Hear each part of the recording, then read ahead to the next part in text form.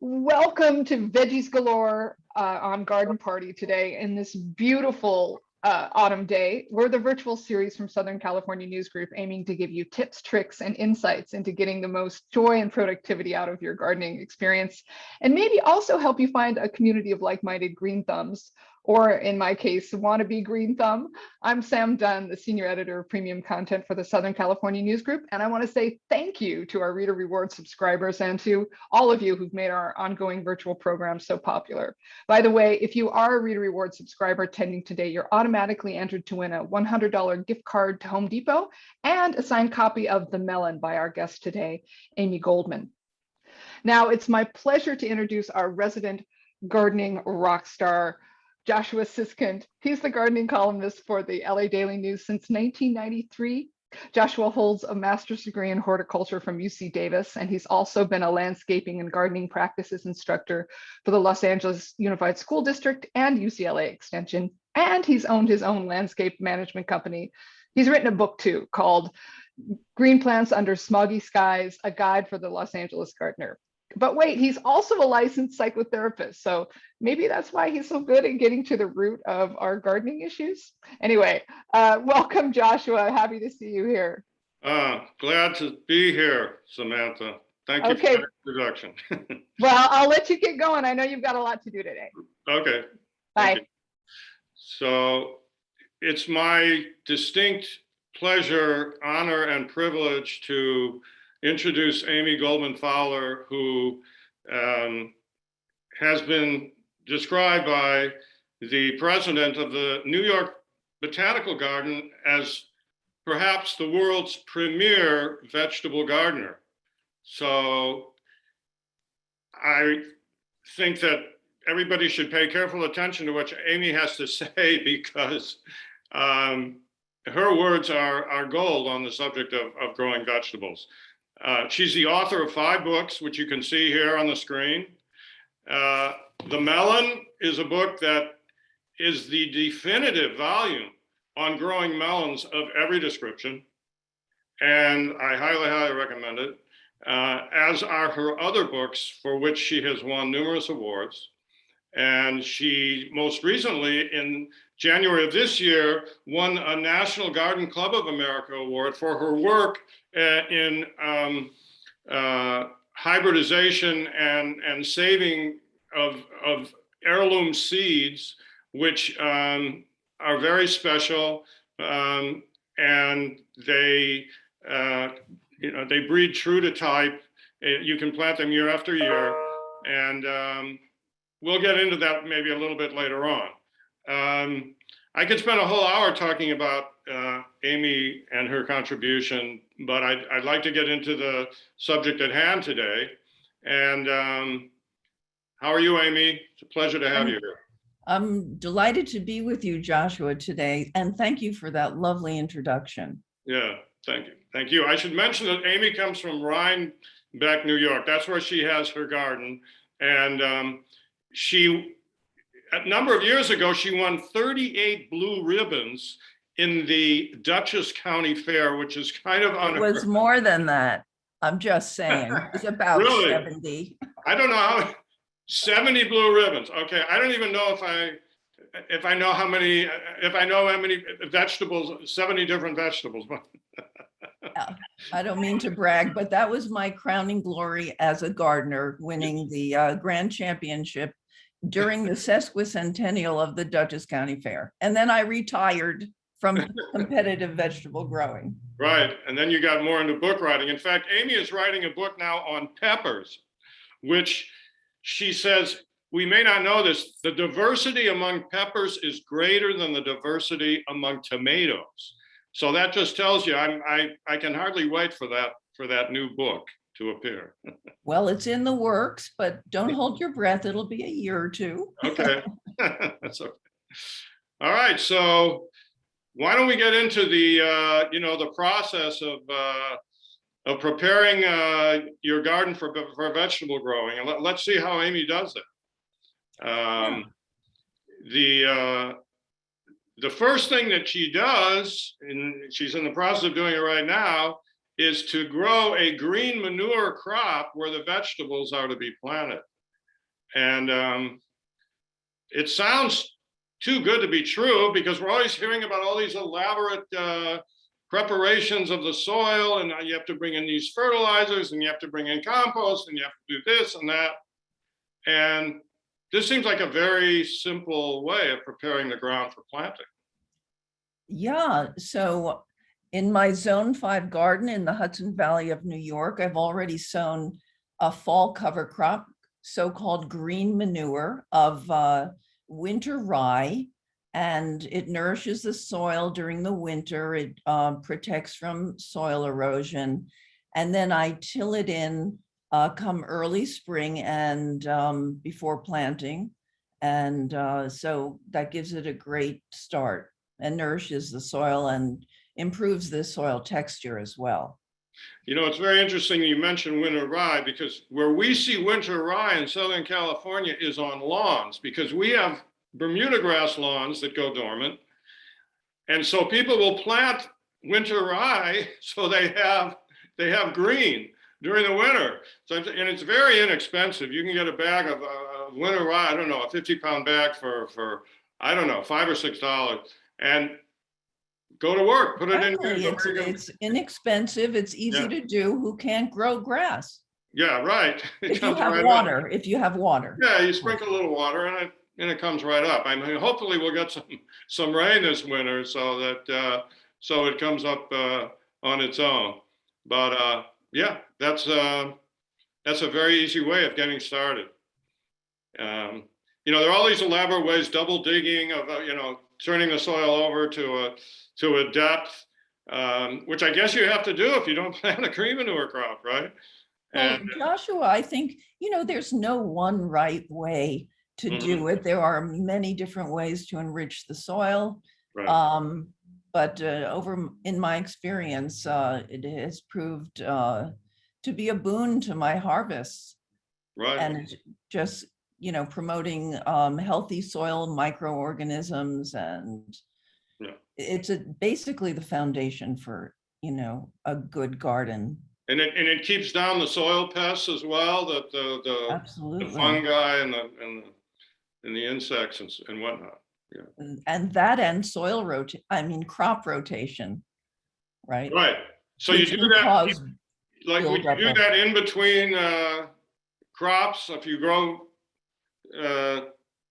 tomato, well, yeah, that helps with if you're going to rotate your crops, you'd still put a cover crop or green manure in between. Is that correct?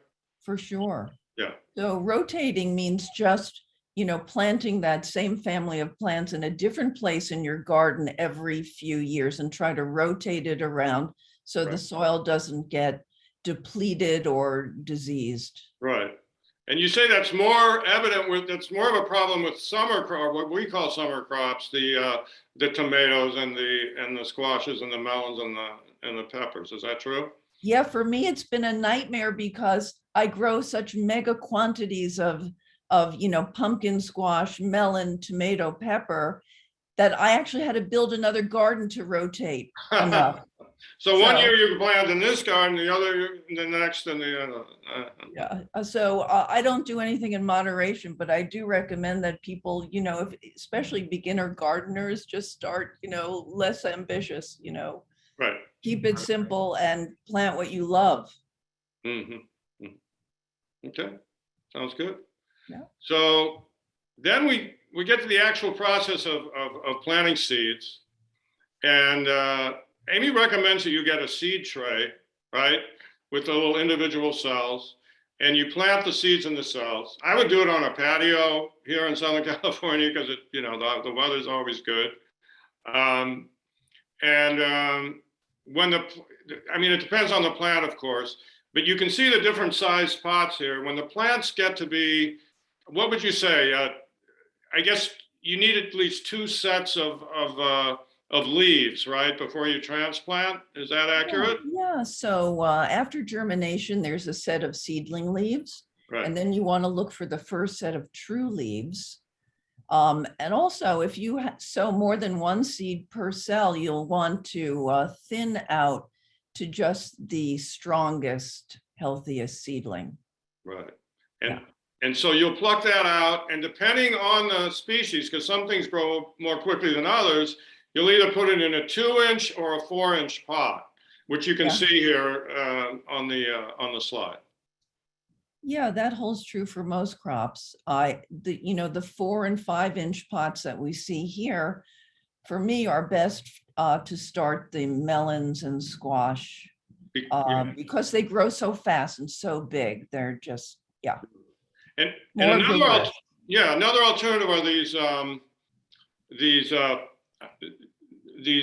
biodegradable containers that are made out of peat moss.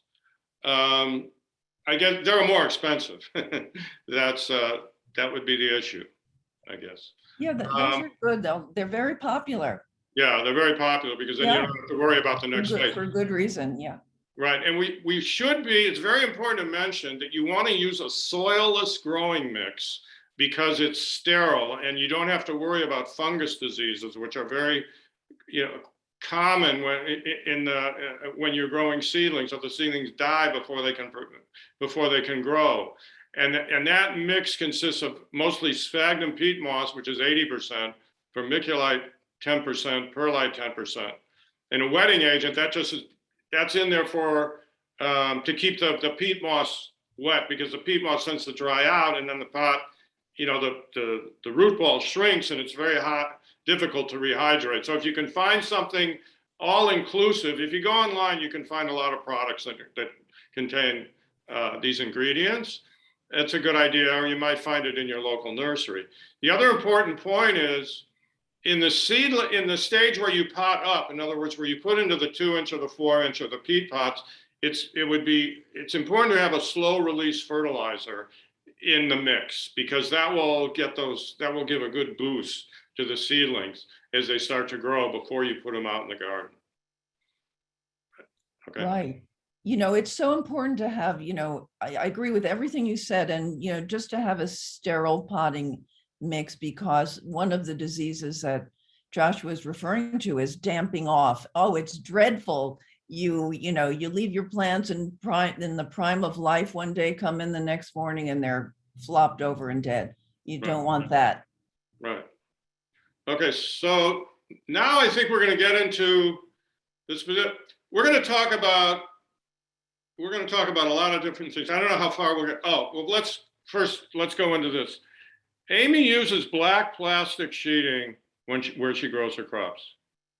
Because, tell us about it, Amy. Okay, it's not a thing of beauty or sustainability, but it produces plants that grow faster, produce flowers sooner, and produce more abundant heavy harvest.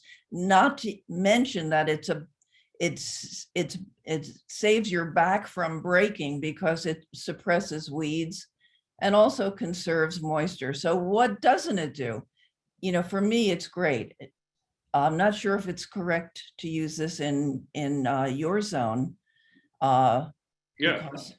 But no, but I think the important point you make is about growing something quickly, because I think if your plants stagnate, it's not a good time. They have to be kind of like off to the races, and I think that's the advantage of black plastic, that it keeps the ground warm. I mean, especially this time of year. Yeah, exactly. And it's the gardener's job to nurture the growth of the soil and the plant. And you want them to succeed. Right. Absolutely. Yeah. So now I guess Joshua, let me just pipe in for a minute. We've got two questions. One's from Ellen Smiley, who wants to go back for just a second, and she asks, can you name a brand of wetting agent? What does she look for? Yeah, well, it's called a surfactant. That's what it's called. Okay. But it's in the I don't know if you can, that's a good question. I don't know if you can actually, I'm sure nowadays you can find surfactant and add it if you wanted to. But you could just add water. Just add water. Okay. Just add water. H2O. I think we can handle H2O. And before we get too far, I want to ask another question from an attendee. what vegetables can successfully just be grown in containers and don't require transplantation to the ground? Well, that's a good, I mean, anything really. Okay. So many things. Yeah. Yeah, yeah. Okay, thanks. So now we're going to get into the specifics of the crops. Oh, floating row cover. Sorry. we needed to land. This is really for the sake of what's known as cruciferous crops. They call them cruciferous because the flowers look like a cross. You know, it comes from the word for cross, which is correct. The flowers are symmetrical. There are 4 flowers. It will actually look like a square, but it's as if they crisscross each other. Anyway, so especially when you're talking about what we call cole crops, which are the cabbage family, right? The cabbage, the kale, the cauliflower, the broccoli, the Brussels sprouts, the kohlrabi, the collard greens. All those good things. All those healthy things, right? But they're a nightmare to grow because of the aphids and the White flies, cabbage worms, and the floating row cover keeps away those insects, and that's very important. It allows light and moisture in, but it keeps the insects out. So that's and it also protects the plants from, howling winds and right. all that. Yeah, Howling winds and moisture. And a little bit of, it'll ramp up the temperature a little bit too. Right. And even moisture, if you go if you have fog every morning that's rolling in, let's say, that can cause fungus problems. And if you have the floating row cover, it'll keep away the fog. Anyway, yeah, now I think we can get into specifics.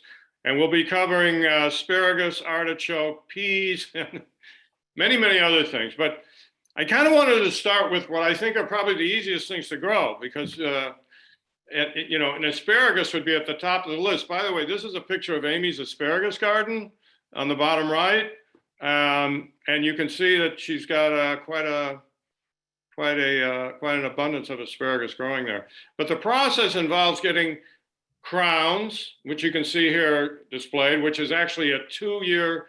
It's a 2-year-old structure, right, including the roots, which you plant at the bottom of a small trench, which is 6 to 10 inches deep, right? And as that crown develops and as the plant starts to grow, you slowly fill up the trench, and until you have your plant, emerge on the surface, or you stop filling the soil and the plant is there on the surface, and you can. You don't harvest the first year, and even when you do harvest, you always want to let some of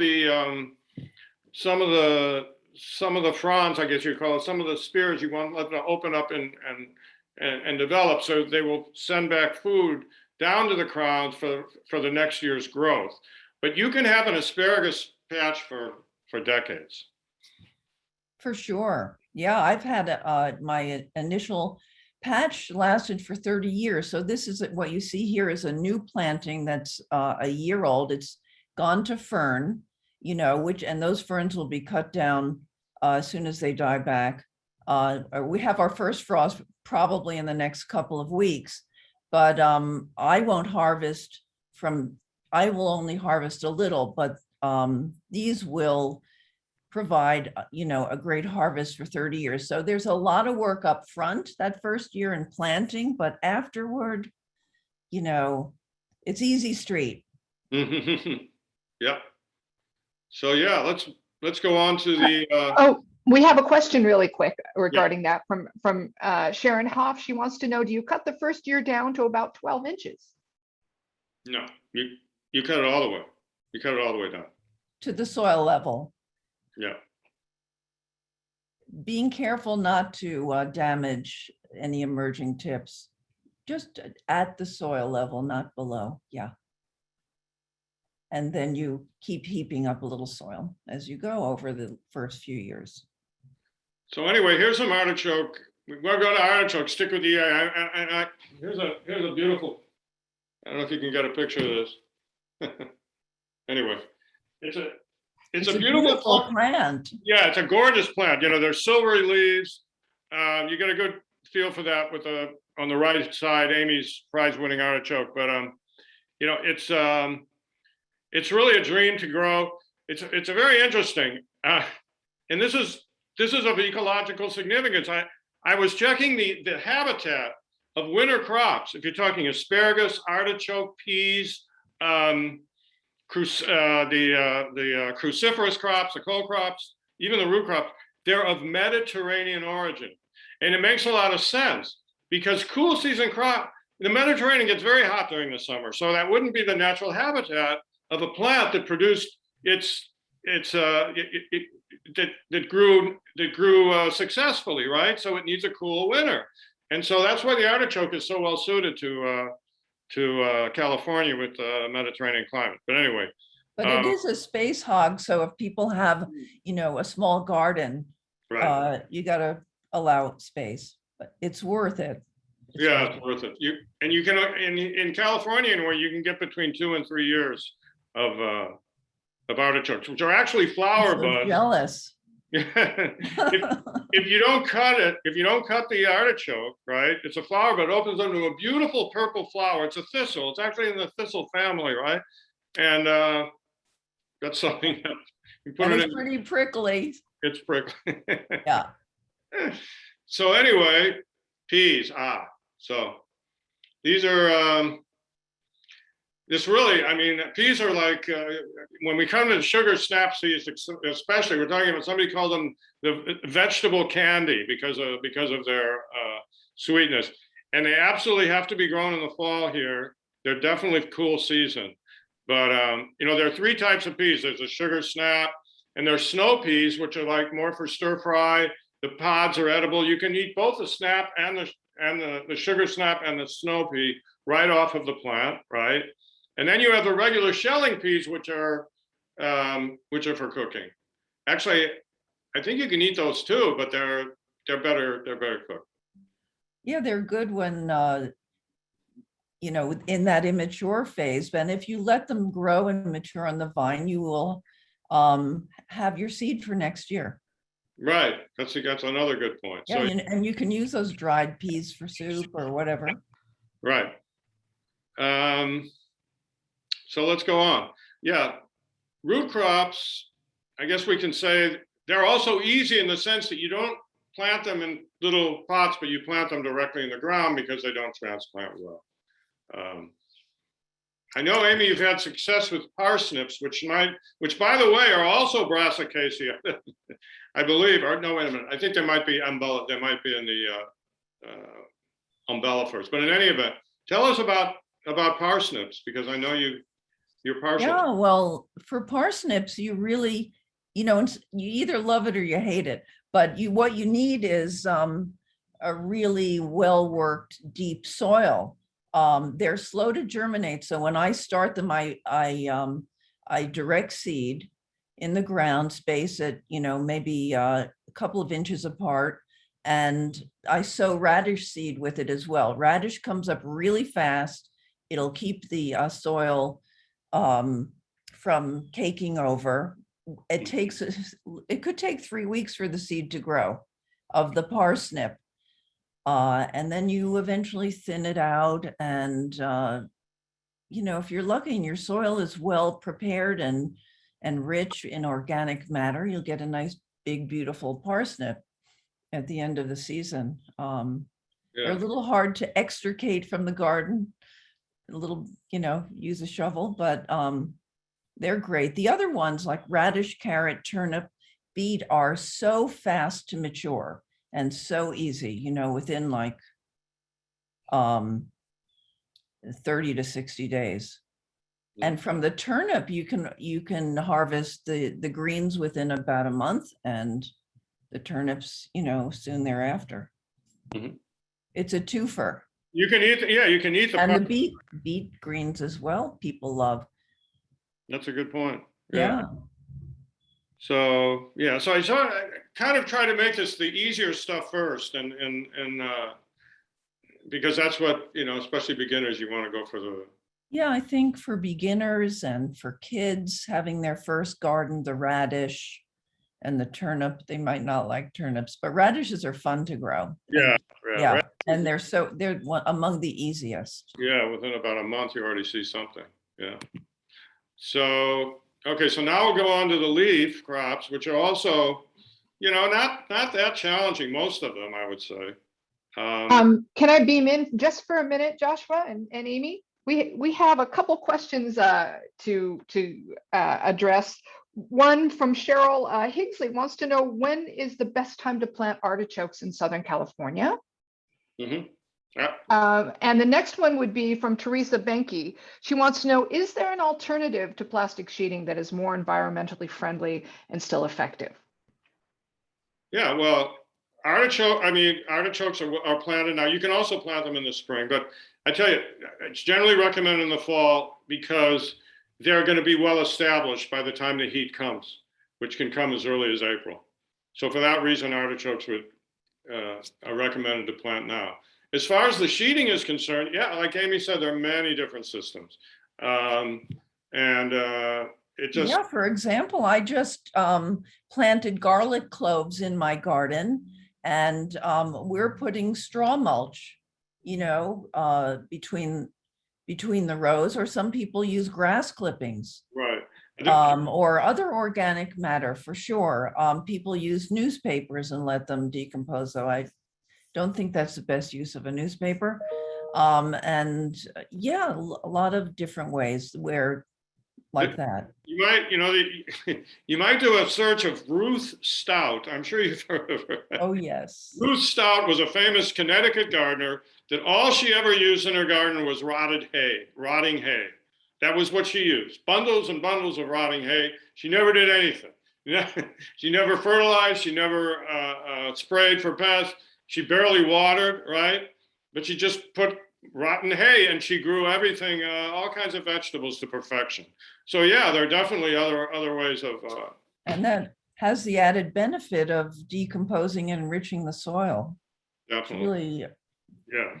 great All-inclusive. practice. It's an all-inclusive. And yeah, so the nice thing about the leaf crops is that if you're just getting into it, is you don't harvest all at once. You take off the outer leaves and the plant continues to grow. Or in the case of lettuces and mezclun is like a combination of different lettuces and radicchio and endive and different types of vegetable, and you just you cut off the tops and they continue to produce. So that's and parsley would be the same way. So that's something to keep in mind, because we're thinking we're going to have these gigantic lettuces like we see in the supermarket. Maybe we will, maybe we won't, but we can always enjoy the, harvesting the leaves as the plants develop. And also, Joshua, if you grow successive crops at, like, say, two-week intervals, you'll have a continuous cropping throughout the season. That's because the mesclun will eventually, and the arugula will get a little bitter if you cut it too many times. Okay. It's good Yeah. to get. Yeah. Mustard. This is another one I'd say it's pretty straightforward in growing. Yeah. I just want to mention black mustard because it's a notorious weed here, but you can use the seeds for making mustard. All mustards can be used for making mustard, right? When it comes to seed. But I want to hear about red mustard, which I believe it's of Oriental origin, and many people may not know about. Yeah, so I'm growing red mustard in my garden now. I just broadcast it and as a sort of what they call cut and come again crop. So, and then you can use that in any which way, in fresh or what in a number of dishes. And it's pretty cold hardy in my garden, so that's why. Yeah. We've got nighttime temperatures in the 30s this week, so it's still fine. Right. I don't think you'll have that problem. So let's go forward here. So here we have cold crops. This is all the same species of plant, believe it or not, Brassica oleracea, but it has many different forms. It tells you something about its hybridization. I mean, over the centuries, right? because wild cabbage is native to the Mediterranean, and it goes all the way back to the Romans, to the Egyptians. But you can see all the different plants that come from this one species. Extraordinary, isn't it? Yeah, it really is kind of wild. Broccoli is a combination of cauliflower and broccoli. And so this is, you know, sort of the end point of domestication by generations of farmers and gardeners who have, you know, mostly amateurs who have grown and selected certain traits over time and passed the seed on to the next generation. So right. What diversity, isn't that gorgeous? To probably take this opportunity to say something about heirloom plants, because I want to make sure that, you know, if we start questions, we may not have enough time. And I know that's That's my shtick. That's your shtick. As they say in New York. Well, you know, heirloom vegetables are oldies but goodies generally, that breed true from seed. They're varieties of value. And the Seed Savers Exchange is something that your listeners ought to know about if they don't already. It's Seed Savers Exchange is the nation's premier nonprofit seed saving group, membership in the thousands, and their mission is to promote and conserve America's diverse and culturally diverse but endangered food crop heritage for future generations. You know, one of the things that was wonderful for me in my formation as a gardener was joining Seed Savers Exchange. And there's a whole community of people sharing seeds and exchanging with others. It's, you know, and you can get, you know, you have friends across the miles. If you want some kind of plant that grows in an arid land, you can order seeds from someone in New Mexico or so forth and so on. Anyway, they have a commercial seed catalog as well. So I recommend you take a look, and if you're enraptured as I was, then you can join and become part of a community of backyard gardeners and orchardists who are keeping the rarest of the rare alive in their gardens. Right. And we're going to show that in a second. It's going to be on a slide. Seedsavers.org is the place. Yeah. So what do we have next? So yeah, these are some flowers that you can plant for attracting beneficial insects, especially parasitic wasps, which are really the invisible salvation of plants when it comes to pest control. I have Phacelia lower left. That's a California native. I wanted to make sure that was included, and the Lobularia maritima, which is the sweet alyssum, is a member of the same genus as all the coleocrot. It's not the same genus, the same family, Brassicaceae. So it goes very well with a cabbage garden, but it attracts pests that tend to keep the things like cabbage loopers under control. So you might want to interplant that. Good idea. And then here it is. Here's the website that will allow you to join the Seed Savers Exchange and to find incredible heirloom seeds at incredibly reasonable prices. And yeah, it's a nonprofit. It's a great resource for vegetable growers. For sure, and they're about to celebrate their 50th anniversary in just a few years. So Seed Savers started in 1975, was the prime mover in the heirloom seed movement, and they continue to be. Fantastic. So I think we reached the point of maybe taking a few questions. Well, we certainly have a lot of those. Ready? Ruth Wen admits that she is a very beginning gardener, and she would just like a few tips on easy plants to put in now. So I would say radishes and peas are probably the easiest. I mean, the peas, you're going to have to support them, right? Because they grow up a trellis. But I think those are kind of no-fault vegetables for the fall garden. What would you suggest, Amy? Well, I agree with you on that, and peas definitely grow better on a on some sort of staking system, and it's almost like immediate gratification with these crops because they mature so quickly, and the payoff is so great. Yeah. We have another one related to what to plant from Makesha Taylor. She says, I have skunks in my area and was discouraged from raising vegetables by my HOA. Is there a solution to raise veggies without having wild animals come into the yard because they smell food? First of all, that's a good question, but to the best of my knowledge, I don't know. Are skunks a problem? Maybe more in a fruit garden than a leaf and root crop. What's your experience with skunks, Amy? Well, they're a nightmare. Let's face it. Yeah. They're a nightmare to be avoided. Certain mechanical barriers could help. If you've got a small garden, to put up a fence. Yeah, right. To try to keep them out. Right. It's a difficult problem for sure.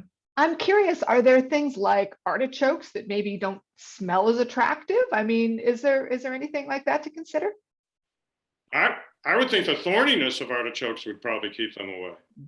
Artichokes, they're not thorny, but the leaves are prickly, and I think that could be a deterrent. It's actually a thistle, but no, I understand that. The rodents can be a problem, and what Amy says about physical barrier is a really good idea. They also have something called a motion sprinkler. I don't know if you've heard of it. When an animal goes by, the sprinkler goes on, and it Alters them away. Yeah. Another pest-related question. This one from Jackie Hyman. She says, "I struggle with pests, especially spider mites, but also others. What types of pest control do you recommend, and how often?" Spider mites is really a problem with, you have to, hygiene is very important. I mean, once you have spider mites, you really have to be meticulous in removing the plant and every part of it that has a spider mite, and also anything that touched the ground, because they will breed under any debris that's left in the ground where they were, formerly inhabiting. Do you have experience with spider mites, Amy? I don't, so I don't know what to say about that, but there are some organic sprays that can work. And of course, when I have pests on the plants, I'll do a lot of hand picking and crushing. Right. Well, but also with spider mites, dust is a real problem. That's really the substrate for the growth of spider mites is dust. So you don't want your plants growing near where there's any kind of traffic that will bring dust, and you don't want to have them in a dusty garden. You want to make sure they're very well mulched, because I think that can help deter spider mites. Once you've got them, it's really hard to get rid of them. And like I said, garden hygiene is very important there. We have another question on another topic from Brandon Keshwani. He says, "I have 3 moringa plants, but they are not doing good. I have them in containers. What can I add to the soil to make them grow?" Moringa? Yeah, Moringa. I don't know what that is. I don't Wow. either, actually. Okay, well, maybe he can give us some more detail. I haven't heard of them either. I thought maybe the experts would know. I can check really fast and take a look and see what he means. It's probably Meanwhile, I have a personal question. Excuse me. Oh, forgive me.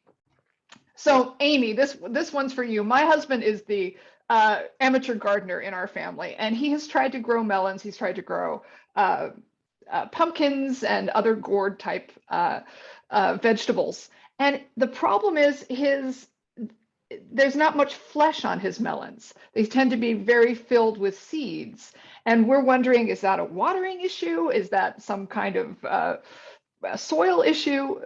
What's going on? Well, for something like that? It depends. There are so many different kinds of melons. In fact, most of us just know cantaloupe or cassava or something. And then there's the watermelons, of course. But I'm not sure what variety he is growing. Do you know? No, I don't. I'm sorry. Because there are I'm the some, ignoramus. for example, there are some types of melons like snake melons that are filled with seeds. They're not sweet dessert melons like we know, but rather they're consumed when they're immature and green. And so I'm not sure, but there is a world of wonderful melon varieties to choose from that are available commercially from some, the California firm Kitazawa, for example. Mm. Do you know them? Where are they based? In Oakland, I think. They specialize in Asian vegetables, and they have some really interesting Oriental melons that are quick to mature, very sweet. You may have heard of the Korean melon or the kamoe. They're easy to grow. They grow on short vines. Yes, they're full of seeds, but little tiny seeds, but you can eat the seeds too. It's a delicacy. Wonderful. Thank you. Since we're on that topic, I was in the market the other day and I saw cantaloupe, muskmelon cantaloupe. How can I tell if the cantaloupe is ripe? How can I tell if it's ready to take off? Yeah, well, this is two questions in one, because is it ripe and is it good? Okay, a ripeness for a cantaloupe and for a soft skinned cassava like your native California crane melon and Bidwell cassava, how to tell if it's ready? The skin tone changes. Okay, so your general cantaloupes as well, from a greenish to a yellowish. And then of course there's the fragrance. You want a melon that smells sweet. And there's a certain softening of the skin, particularly at the blossom end. That's the part at the bottom opposite the stem end. But is it good? Benjamin Franklin said many years ago that men and melons are hard to know. Until you cut one open, right? You don't know, because there are many very fine flavored varieties. So has the grower or the farmer planted a fine flavored variety? Was it grown well? Was it allowed to mature to maximum sugar content on the vine? And so forth. But a good melon, a delicious melon, is generally, if you're buying one in the market, it looks normal. It's not bruised. It's generally rounded, of good proportion. The skin tone has changed from greenish to yellowish. It will have a good fragrance if it's a sweet dessert melon of a cantaloupe or cassava type.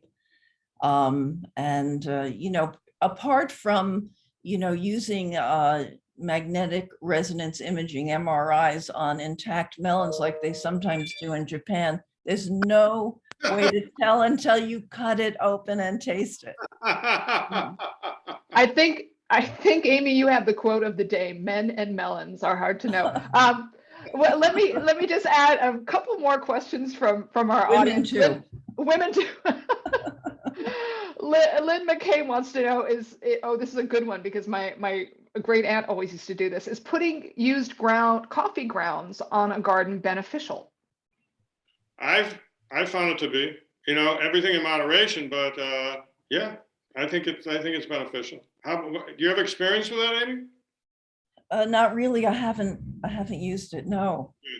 I found it to be it keeps away pests too, because of its its granular texture.